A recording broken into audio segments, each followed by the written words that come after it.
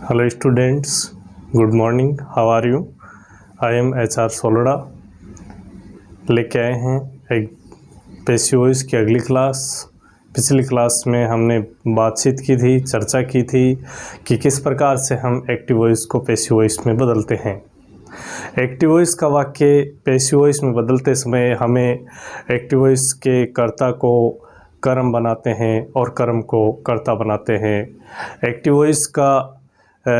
Voice के sentence में क्या क्या परिवर्तन होते हैं, जैसे टेंसों से संबंधित क्या क्या परिवर्तन होते हैं। हमने पढ़ा था कि टेंस कभी नहीं बदलते हैं, हालांकि टेंसों में से संबंधित हमें परिवर्तन करने होते हैं, लेकिन टेंसों की बात करें जैसे प्रेजेंट इंडेफिनिट टेंस है उसको प्रेजेंट कंटिन्यूअस में बदलते हैं, ये बात तो कम चलती है क्योंकि प्रेजेंट टेंस है वो प्रेजेंट ही रहता है। प्रेजेंट सिंपल टेंस है, प्रेजेंट इंडेफिनिट टेंस है, उसको प्रेजेंट कॉन्टिन्यूस में कैसे बदलेंगे। यदि आप कॉन्टिन्यूस में उसको लेते हैं तो उसमें आईएनजी फॉर्म लेना होता है, लेकिन यहाँ पर पैसिव वॉइस में कभी भी आईएनजी फॉर्म की ज़रूरत नहीं होती है, हमेशा इसमें बी की फॉर्म का प्रयोग किया जाता है। तो टेंस के पश्चात मतलब टेंस जैसे ही हम सेंटेंस को चेंज करते हैं तो सबसे पहले हमें बी की फॉर्म और वर्ब की थर्ड फॉर्म हमें ध्यान में होनी चाहिए कि ये वर्ब की थर्ड फॉर्म है, ये बी की फॉर्म है। इस बी की फॉर्म को आपको जैसे मतलब 8 शब्द बी की फॉर्म में पाए जाते हैं। 8 शब्दों में देखें इजेमार है, वॉजवर है, बीइंग है। इन्हीं शब्दों का इस्तेमाल हम पैसिव वॉइस में करते हैं। यदि एक्टिव वॉइस में बी की फॉर्म दिया हुआ है, वर्ब की थर्ड फॉर्म नहीं दिया हुआ है, तो वो वाक्य पैसिव वॉइस का नहीं है। तो पैसिव वॉइस और एक्टिव वॉइस में एक बड़ा मेजर अंतर जो है, डिफरेंट जो है, वो यही है कि एक्टिव वॉइस के वाक्य में थर्ड फॉर्म होगी तो बी की फॉर्म नहीं होगी, और बी की फॉर्म होगी तो वर्ब की थर्ड फॉर्म नहीं होगी। जबकि पैसिव वॉइस में दोनों चीज़ें होगी, बी की फॉर्म भी होगी और वर्ब की थर्ड फॉर्म भी होगी। बी की फॉर्म होगी और वर्ब की थर्ड फॉर्म होगी तभी उस वाक्य को हम पैसिव वॉइस के रूप में देखेंगे। तो बी की फॉर्म के रूप में क्या होता है, बी की फॉर्म में इज है, एम है, आर है, वॉज है, वर है, और इसके अलावा बीइंग और बीन, ये 8 शब्द जो है वो बी की फॉर्म के रूप में होते हैं, और इन्हीं 8 शब्दों को लेकर के हम पैसिव वॉइस में परिवर्तन करते हैं। तो 8 शब्द किस तरह से काम में लिए जाते हैं, जैसे मान लीजिए वर्ब फर्स्ट है, वर्ब फर्स्ट दिया हुआ है या वर्ब फर्स्ट के साथ में एस या यस दिया हुआ है वाक्य में, तो उस वाक्य में क्या चेंजेस होगा, या डू डज वाक्य में दिया हुआ है तो क्या चेंजेस होगा। इन सभी के लिए हम इजेमार बी की फॉर्म के रूप में या हेल्पिंग वर्ब के रूप में लेंगे और उसके पश्चात वर्ब की थर्ड फॉर्म लेंगे। दूसरी, जैसे इजेमार दिया हुआ है या वोजवर दिया हुआ है, इजेमार वोजवर इन सब के साथ में वर्ब की आईएनजी फॉर्म दी हुई है, तो उसको हम क्या चेंज करेंगे, उसमें चेंज हम ये करेंगे कि इजेमार अपनी जगह इजेमार ही रहेगा, वोजवर है तो वोजवर रहेगा, और इसके अलावा इजेमार और वोजवर के अलावा हमारे जो चेंजेज हैं, जैसे यहाँ पर आईएनजी फॉर्म है तो आईएनजी फॉर्म को वर्ब की थर्ड फॉर्म में कैसे बदलेंगे। इसको बदलने के लिए हमें आईएनजी को पहले बीइंग में बदलना होगा, और बीइंग में बदलने के पश्चात जो वर्ब रहती है उसको हम थर्ड फॉर्म का रूप दे देंगे। इस प्रकार से हम एक्टिव वॉइस के वाक्य को पैसिव वॉइस में बदलते हैं। यहाँ पर हम देख रहे हैं टेंसों से संबंधित क्या परिवर्तन है, कैसा टेंस बदल रहा है। ये प्रेजेंट कॉन्टिन्यूअस टेंस है, ये पास्ट कॉन्टिन्यूअस टेंस से संबंधित है, वॉजवर है, आईएनजी फॉर्म है। लेकिन इसी पास्ट कॉन्टिन्यूअस टेंस को क्या यहाँ पर हम पास्ट परफेक्ट में ले जा रहे हैं या पास्ट परफेक्ट कॉन्टिन्यूअस में ले जा रहे हैं? नहीं, हम केवल यही हेल्पिंग वर्ब यहाँ पर है, यही हेल्पिंग वर्ब यहाँ पर है। जो आईएनजी है उसको हम बी की फॉर्म बीइंग में बदल देते हैं और उसके साथ में वर्ब की थर्ड फॉर्म लेते हैं। इस प्रकार से हम एक्टिव वॉइस के वाक्य को पैसिव वॉइस में बदलते हैं, जो हमने लास्ट क्लासों में पढ़ा था। और फिर इससे रिलेटेड कि जैसे हमने वर्ब फर्स्ट लिया, वर्ब सेकंड, वर्ब फर्स्ट और सेकंड और थर्ड, तीन फॉर्म के बारे में हमें नॉलेज होना चाहिए। सेकंड फॉर्म का नॉलेज हमें कहाँ होना चाहिए?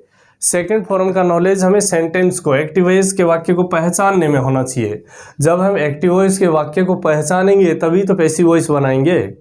यदि हमारे को यही पता नहीं है कि एक्टिव वॉइस के वाक्य में वर्ब फर्स्ट है या वर्ब सेकंड है, जैसे उदाहरण के लिए सी रोट ए लेटर, यहाँ पर हम ये देखेंगे कि ये सी रोट ए लेटर, इस वाक्य में ये पैसिव वॉइस का वाक्य है, एक्टिव वॉइस का वाक्य है। और इस एक्टिव वॉइस के वाक्य में वर्ब कौन सी है, कौन सा टेंस है, किस प्रकार से इस वर्ब को काम में लिया गया है, ये हमें जानना होगा। तो क्या करेंगे, किस तरह जानेंगे? यहाँ पर रोट शब्द दिया है, हम जानते हैं राइट शब्द जो है वो वर्ब की फर्स्ट फॉर्म होती है और ये फर्स्ट होती है। हम जानते हैं रिटन वर्ब की थर्ड फॉर्म होती है। तो ये क्या रह गया? रोट। तो हम इसको पहचान सकते हैं आसानी से कि ये वर्ब की सेकंड फॉर्म है। जब वर्ब की सेकंड फॉर्म है तो उसमें क्या परिवर्तन होता है? जब भी वर्ब की सेकंड फॉर्म आती है या डिड वाक्य में दिया हुआ होता है तो उसको पैसिव वॉइस में बदलते समय हम हेल्पिंग वर्ब माने या बी की फॉर्म माने वॉज वर्ब लेते हैं और उसके पश्चात हम वर्ब की थर्ड फॉर्म लेते हैं। तो कैसे लेंगे? इसमें सी रोट ए लेटर दिया है, इसमें ए लेटर को सब्जेक्ट बनाएंगे, यानी कि एक्टिव वॉइस का जो ऑब्जेक्ट होता है उसको सब्जेक्ट बनाते हैं। ऑब्जेक्ट को ज्ञात कैसे करते हैं ये भी हमने पढ़ा था। ऑब्जेक्ट को ज्ञात करने के लिए हमारे पास दो शब्द होते हैं, वाट और हुम। इन दो शब्दों को जब हम क्रिया के साथ रखते हैं तो हमें पता चलता है कि इस वाक्य में ऑब्जेक्ट क्या है। जैसे हु रोट्स, व्हाट रोट्स, व्हाट रोट, क्या लिखा। क्या लिखा मतलब व्हाट का जवाब आ रहा है ए लेटर। ए लेटर जो है वो इस वाक्य में इस वर्ब का ऑब्जेक्ट है और हम जानते हैं कि एक्टिव वॉइस का जो ऑब्जेक्ट होता है उसको हम पैसिव वॉइस का सब्जेक्ट बनाते हैं और जो पैसिव वॉइस, एक्टिव वॉइस का जो सब्जेक्ट होता है उसको हम पैसिव वॉइस का ऑब्जेक्ट बनाते हैं। तो ए लेटर रोट, रोट को क्या करेंगे? सेकंड फॉर्म है तो वॉज वर्ब आ जाएगा। ए लेटर एक वचन है, सिंगुलर है, तो वहाँ पर ए लेटर वॉज हो जाएगा और उसके पश्चात वर्ब की थर्ड फॉर्म लेंगे। तो वर्ब की थर्ड फॉर्म क्या होती है? रोट की थर्ड फॉर्म रिटन होती है, वो रिटन यहाँ पर हम लेंगे। और रिटन के पश्चात और क्या परिवर्तन होगा? और परिवर्तन ये होगा कि जो सब्जेक्ट है उस सब्जेक्ट को बाई के द्वारा जोड़ते हुए हम ऑब्जेक्ट का रूप दे देंगे। तो सी का क्या हो जाएगा? हर। इस प्रकार से हम एक्टिव वॉइस के वाक्य को पैसिव वॉइस में बदलते हैं, जहां पर हम देख रहे हैं कि किसी प्रकार के टेंस का कोई परिवर्तन नहीं होता है, केवल बी की फॉर्म और वर्ब की थर्ड फॉर्म का प्रयोग हमें करना होता है। इसके पश्चात ये हमने पढ़ लिया था, इंट्रोगेटिव सेंटेंस हमने पढ़ लिया था, WH वर्ड से संबंधित इंट्रोगेटिव सेंटेंस हमने पढ़ लिया था, लेकिन नेगेटिव सेंटेंस की हमने चर्चा नहीं किया था। और नेगेटिव सेंटेंस के अलावा हमने WH वर्ड में हु, से संबंधित, whom से संबंधित वाक्य नहीं पढ़े थे।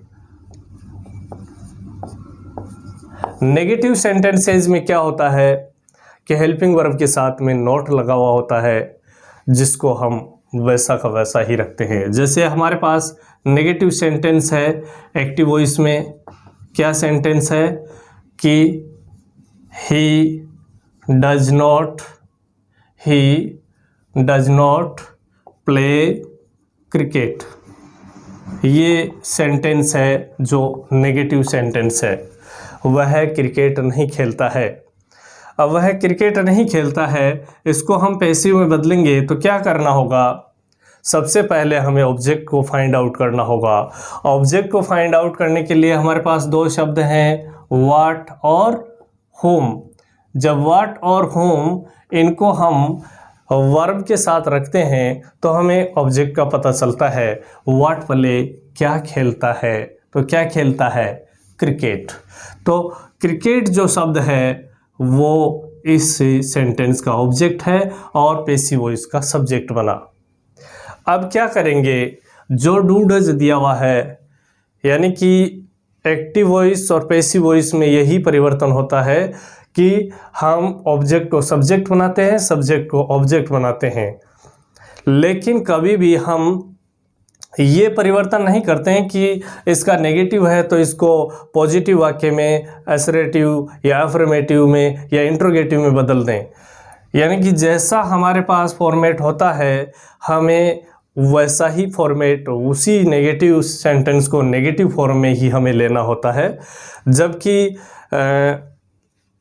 डायरेक्ट इनडायरेक्ट में क्या होता है, टेंसों से संबंधित परिवर्तन हो जाता है।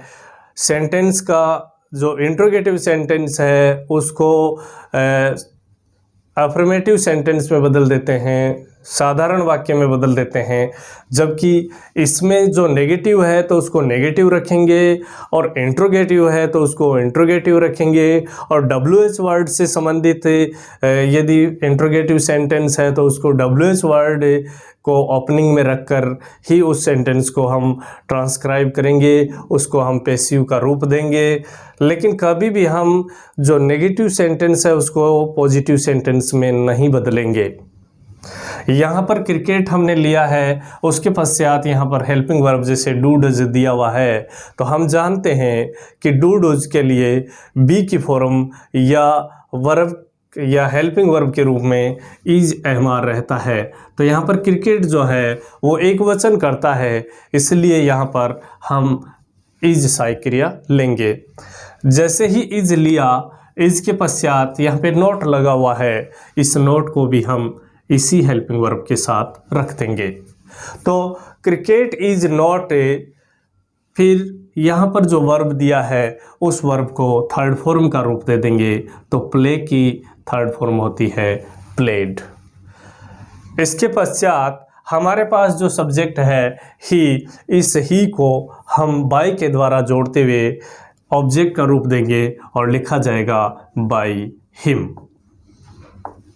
इस प्रकार से जो नेगेटिव सेंटेंस होते हैं उसको हम पैसिव वॉइस में कैसे बदलते हैं? नेगेटिव सेंटेंस का नेगेटिव रहता है, बस यही चेंज हमें करना होता है। ऑब्जेक्ट को सब्जेक्ट की जगह रखते हैं और सब्जेक्ट को ऑब्जेक्ट की जगह रखते हैं।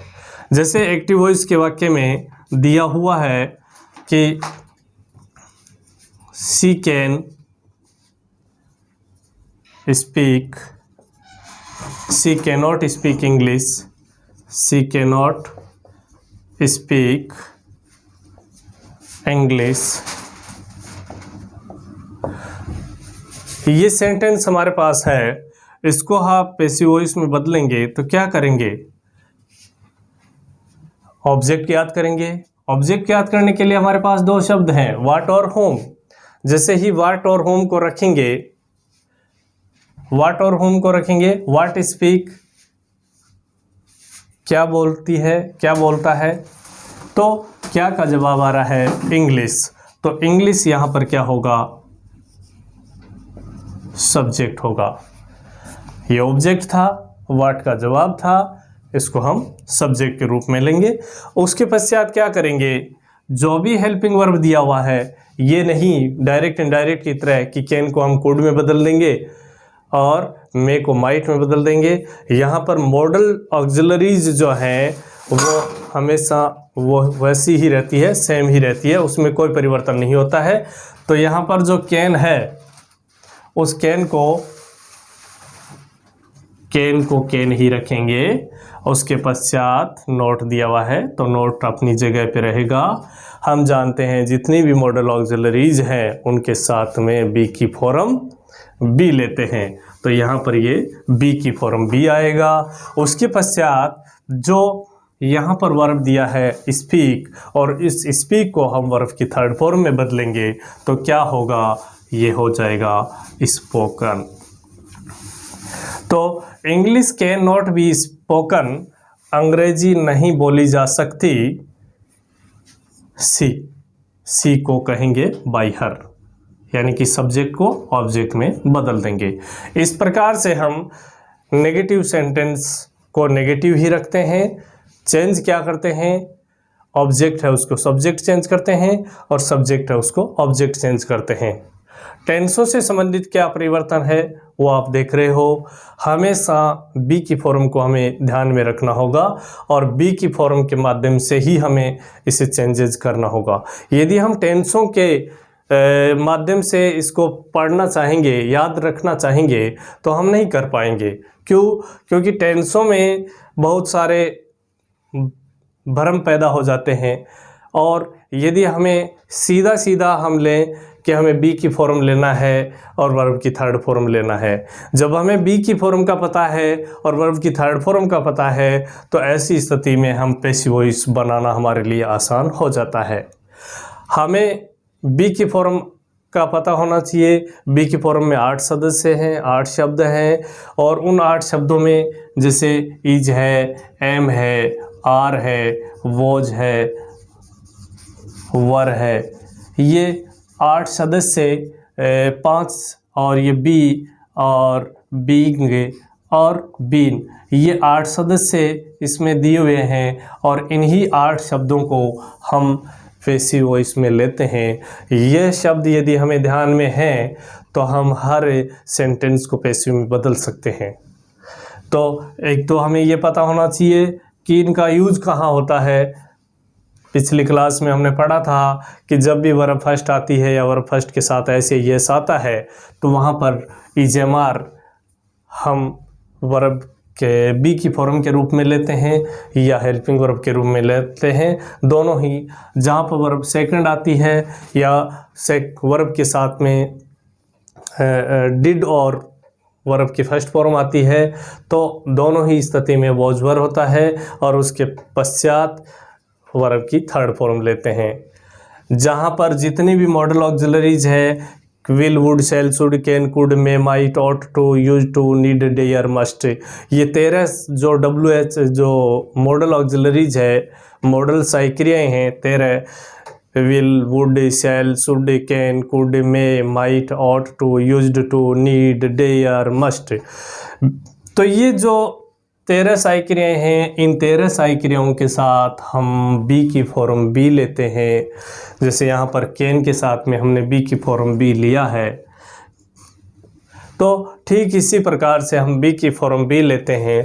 और जितनी भी ING फॉर्म होती है उन ING फॉर्म को ING को बीइंग में बदलते हैं, और जो वर्ब होती है उसको थर्ड फॉर्म का रूप दे देते हैं। और जितने भी हैज है वाली साइक्रियाएँ हैं उन हैज है वाली साइक्रियाओं के साथ में बी की फॉर्म बीन लेते हैं। इस प्रकार से हम हेल्पिंग वर्ब के साथ बी की फॉर्म का प्रयोग करके हम उस वाक्य को पैसिव का रूप देते हैं। तो ये आपका नेगेटिव सेंटेंस हुआ। अब हम बात करते हैं कि WH वर्ड में एक तो हुम से संबंधित हमारा वाक्य रह गया था, और उसके पश्चात हम बात करेंगे इम्पेरेटिव सेंटेंसेस की।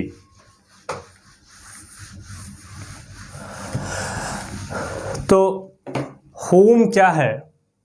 हुम मतलब किसे या किसको। कैसे या किसको बताने वाला ये शब्द होम जो ऑब्जेक्ट को पूछने का काम करता है, इससे संबंधित यदि एक्टिव वॉइस का वाक्य हो तो उसको हम कैसे परिवर्तित करते हैं। जैसे ही होम आता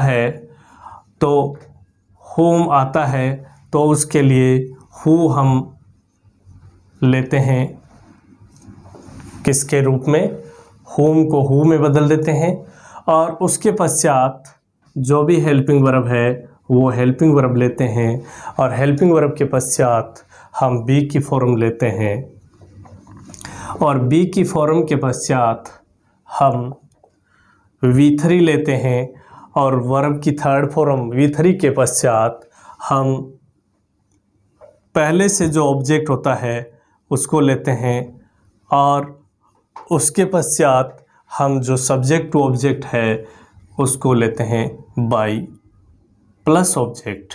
इस प्रकार से हम इसको परिवर्तित करते हैं और लास्ट में हम क्वेश्चन मार्क लेते हैं। जैसे दिया हुआ है home will you give your scooty, whom will you give your scooty, ये आपके पास एक्टिव वॉइस का वाक्य है, आपको इसे पैसिव वॉइस में बदलना है। तो क्या करेंगे, सबसे पहले हम whom है उसको who में बदल देंगे, whom को who में बदल देंगे, इतना काम हमारा हो गया। उसके पश्चात हम हेल्पिंग वर्ब लेंगे। हेल्पिंग वर्ब जितने भी will, would, shall, should, can, could, may, might, ought, to, use, to, need, dare, must, ये जो मॉडल ऑक्सिलरीज हैं उनको वैसा का वैसा रखते हैं और इनके साथ में बी की फॉर्म बी लेते हैं। कैसे लेंगे, तो हु विल आ गया, उसके पश्चात जैसे हेल्पिंग वर्ब आ गया उसके पश्चात बी की फॉर्म लेंगे तो बी की फॉर्म यहाँ पर बी रहेगा और उसके पश्चात बी की फॉर्म के पश्चात हम वर्ब की थर्ड फॉर्म लेंगे। तो वर्ब की थर्ड फॉर्म क्या है, यहाँ पर वर्ब की थर्ड फॉर्म जो गिव है उसको थर्ड फॉर्म के रूप में बदलेंगे तो क्या हो जाएगा, गिवन। स्टूडेंट्स, ये हमें नॉलेज होना चाहिए कि वर्ब की थर्ड फॉर्म क्या है। वर्ब की थर्ड फॉर्म क्या है, यानी कि गिव है तो उसका थर्ड रूप क्या होता है, प्ले है तो उसका थर्ड रूप क्या होता है, वॉच है तो उसका थर्ड फॉर्म या थर्ड रूप क्या होता है। ये हमें वर्ब की थर्ड फॉर्म का नॉलेज होना चाहिए। ये जितना हमें थर्ड फॉर्म का नॉलेज होगा उतनी ही हमारे लिए पैसिव वॉइस आसान होगी। तो यहाँ पर वर्ब की थर्ड फॉर्म हमने गिवन लिया, उसके पश्चात ऑब्जेक्ट है जो ऑलरेडी दिया हुआ हो तो वो लेंगे, यदि नहीं दिया हुआ है तो जो सब्जेक्ट टू ऑब्जेक्ट है उसको लेंगे। तो यहाँ पर ऑलरेडी ऑब्जेक्ट दिया हुआ है योर स्कूटी, तो हम इस योर स्कूटी को यहाँ पर लेंगे और योर स्कूटी के पश्चात जो यहाँ पर सब्जेक्ट यू दिया है उस यू को हम क्या करेंगे, बाई से जोड़ते हुए बाई यू ऑब्जेक्ट का रूप दे देंगे। इस प्रकार से हम एक्टिव वॉइस के वाक्य को पैसिव वॉइस में बदल देंगे। एक और सेंटेंस इससे रिलेटेड लेते हैं। होम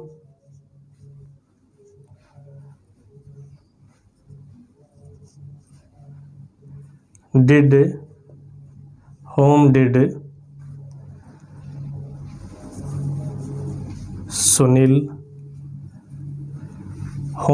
सुनील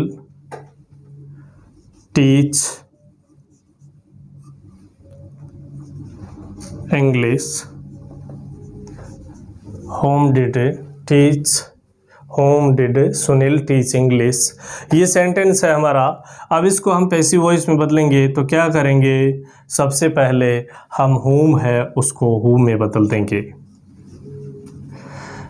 हु में बदलने के पश्चात हमारे पास हेल्पिंग वर्ब क्या दिया हुआ है, डिड दिया हुआ है। जब डिड हेल्पिंग वर्ब हो तो हम क्या लेते हैं, हेल्पिंग वर्ब यदि वर्ब सेकंड हो फॉर्म हो या डिड दिया हुआ हो तो वहाँ पर हम वॉज वर हेल्पिंग वर्ब के रूप में या बी की फॉर्म के रूप में लेते हैं। तो यहाँ पर क्या आ जाएगा, वॉज लेंगे और वॉज के पश्चात क्या होगा, हु वॉज, फिर क्या होगा बी की फॉर्म। हम जानते हैं जब भी वर्ब सेकंड के लिए या डिड के लिए वॉज वर का प्रयोग होता है तो वहाँ पर दूसरी कोई बी की फॉर्म नहीं होती है, was were he helping verb के रूप में होता है और वॉज वर ही बी की फॉर्म के रूप में होता है। तो हु वॉज आ गया, उसके पश्चात हम क्या करेंगे, सूत्र ये कहता है वर्ब की थर्ड फॉर्म लो। तो वर्ब की थर्ड फॉर्म क्या होगी, यहाँ पर टीच दिया हुआ है तो इस टीच को हम किस में बदल देंगे, टॉट में बदल देंगे। टॉट इसकी थर्ड फॉर्म हुआ।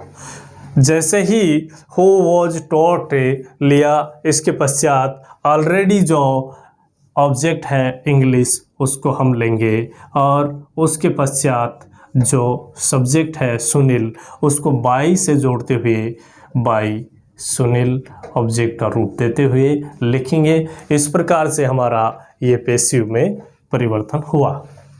तो ये है हमारे होम से संबंधित सेंटेंस जिनको हमें किस प्रकार से परिवर्तित करना है।